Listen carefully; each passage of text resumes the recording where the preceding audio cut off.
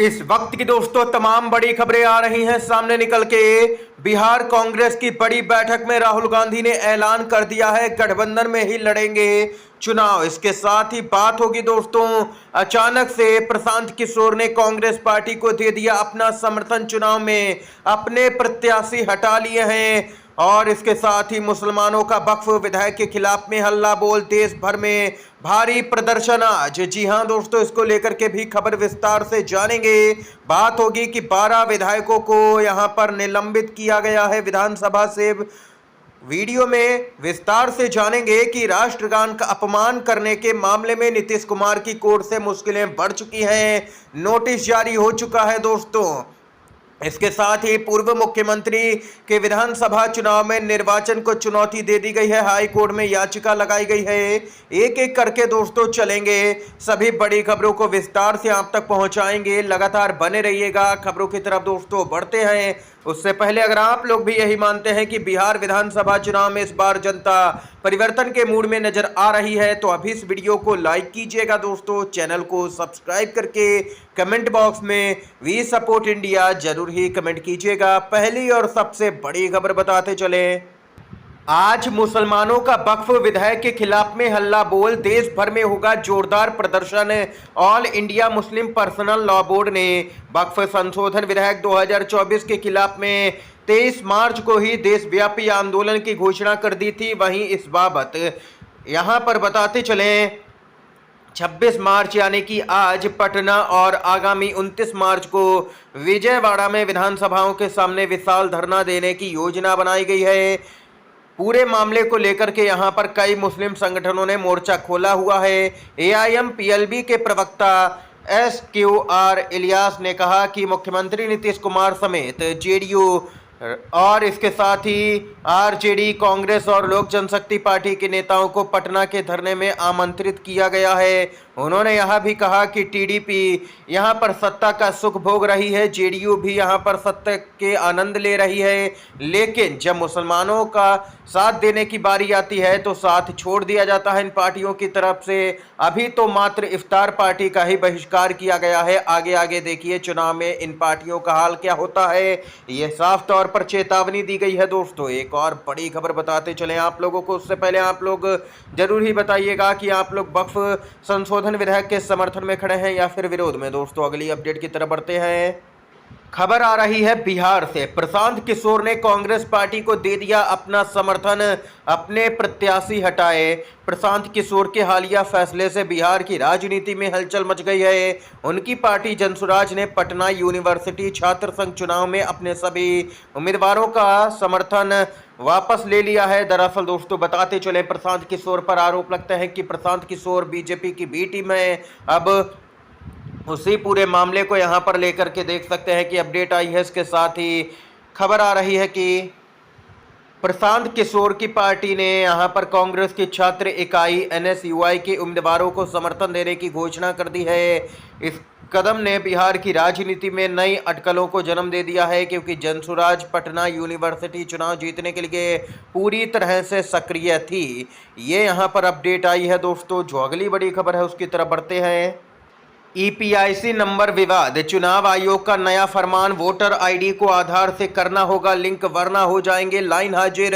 बीते दिनों कई मतदाता पहचान पत्रों में एक ही EPIC नंबर संबंधित उठे विवाद के समाधान के लिए निर्वाचन आयोग ने बड़ा फैसला किया है। इसमें अब मतदाताओं को लाइन हाजिर करने की योजना बनाई गई है। दरअसल निर्वाचन आयोग ने इस पूरे विवाद को थामने और फर्जी मतदाताओं का पता लगाने के लिए आधार को जरिया बनाया है। उसने मतदाता पहचान पत्र को आधार से जोड़ने की मुहिम शुरू कर दी है, यानी कि अब वोटर ID कार्ड को भी आधार से जोड़ा जाएगा। ये यहाँ पर अपडेट आई है दोस्तों। अगली बड़ी खबर की तरफ बढ़ते हैं। बिहार कांग्रेस की बड़ी बैठक हो गई है। राहुल गांधी का बड़ा ऐलान, गठबंधन में ही लड़ेंगे चुनाव। बिहार में इस साल होने वाले विधानसभा चुनाव को लेकर के राजनीतिक पारा चढ़ता हुआ नजर आ रहा है। राजनीतिक पार्टियां अपनी अपनी रणनीति बना रही हैं। इसी क्रम में दिल्ली के इंदिरा भवन में बिहार कांग्रेस के नेताओं की बैठक हुई, जिसकी अध्यक्षता पार्टी के राष्ट्रीय अध्यक्ष मल्लिकार्जुन खड़गे ने की है। इस मीटिंग में लोकसभा में नेता प्रतिपक्ष राहुल गांधी ने ऐलान किया कि गठबंधन के मौजूदा स्वरूप में ही चुनाव लड़ेंगे। दिल्ली में चल रही बिहार कांग्रेस की बैठक खत्म हुई। इस दौरान नेता विपक्ष राहुल गांधी ने कहा कि गठबंधन में ही विधानसभा का चुनाव लड़ा जाएगा। उन्होंने बिहार के वरिष्ठ नेताओं से कहा कि कार्यकर्ता जमीनी स्तर की तैयारी में जुट जाएं। अच्छा उम्मीदवार और जिताऊ सीट पार्टी की प्राथमिकता है। ये यहाँ पर राहुल गांधी की तरफ से बयान आया। दोस्तों, आप लोग बिहार के आगामी विधानसभा चुनाव में किस पार्टी का खुल करके समर्थन करेंगे? कमेंट बॉक्स में अपनी पसंदीदा पार्टी का नाम जरूर ही बताइएगा। इसके साथ ही दोस्तों अपडेट आ रही है, राज्यसभा के सभापति जगदीप धनखड़ की सर्वदलीय बैठक, जस्टिस वर्मा केस पर नहीं बन सकी कोई भी सहमति। जस्टिस यशवंत वर्मा के घर पर कथित तौर पर भारी मात्रा में जले नोट मिलने के बाद मामले की जांच शुरू हो चुकी है। पिछले कुछ दिनों से यह मामला लगातार चर्चा में बना हुआ है। इस मसले पर उपराष्ट्रपति और राज्यसभा के सभापति जगदीप धनखड़ ने एक सर्वदलीय बैठक बुलाई थी। हालांकि बैठक में इस मसले पर कोई भी समाधान नहीं निकल सका। दोस्तों, बताते चलें, यह बैठक करीब 1 घंटे तक चली, लेकिन बैठक में कोई नतीजा नहीं निकल सका। इस मुद्दे पर आगे क्या करना है, इस मसले पर जल्द ही एक और बैठक की जाएगी। ये यहाँ पर दोस्तों खबर आई है सामने। कुल मिलाकर के कहा जाए तो मोदी सरकार तैयारी कर रही है कॉलेजियम सिस्टम को हटा करके सरकार के द्वारा ही जज यहाँ पर चुने जाए, इसकी तैयारी हो रही है। अंदरूनी सूत्रों ने ये बड़ी जानकारी दी है कि कॉलेजियम सिस्टम को ही मोदी सरकार खत्म करना चाहती है। मुख्य उद्देश्य मात्र यही है, क्योंकि चुनाव आयोग को तो पहले ही अपने कब्जे में कर चुकी है यहाँ पर बीजेपी, और अब चाहती है कि जो जजों की नियुक्ति होती है वह भी सरकार ही करे। दोस्तों, ये यहाँ पर अपडेट आई है। इसके साथ ही अगली बड़ी खबर बताते चलें।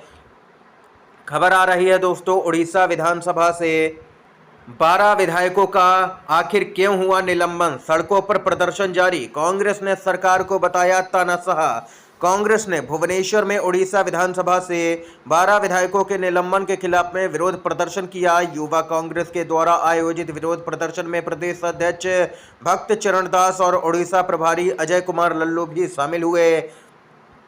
कांग्रेस नेताओं ने विधानसभा परिसर के बाहर विरोध प्रदर्शन किया और बाद में उन्हें कांग्रेस भवन ले जाया गया। पूरी तरह से इस समय कांग्रेस ओडिशा की जो है वो एक्टिव नजर आ रही है। इसके साथ ही दोस्तों एक और बड़ी खबर बताते चलें। पूर्व सीएम आतिशी के दिल्ली विधानसभा चुनाव में निर्वाचन को चुनौती, हाई कोर्ट में याचिका लगाई गई। दिल्ली हाई कोर्ट में एक याचिका दायर कर दिल्ली के पूर्व मुख्यमंत्री आतिशी के दिल्ली विधानसभा चुनाव में निर्वाचन को चुनौती दी गई है। जस्टिस ज्योति सिंह की बेंच इस याचिका पर आज सुनवाई करेगी। याचिका कमलजीत सिंह दुग्गल और आयुष राणा ने दायर की है। याचिका में आतिशी को कालकाजी विधानसभा सीट से निर्वाचन को चुनौती दी गई है। याचिका में कहा गया है कि विधानसभा चुनाव के दौरान आतिशी और उनके चुनाव प्रतिनिधि ने भ्रष्ट आचरण का इस्तेमाल किया।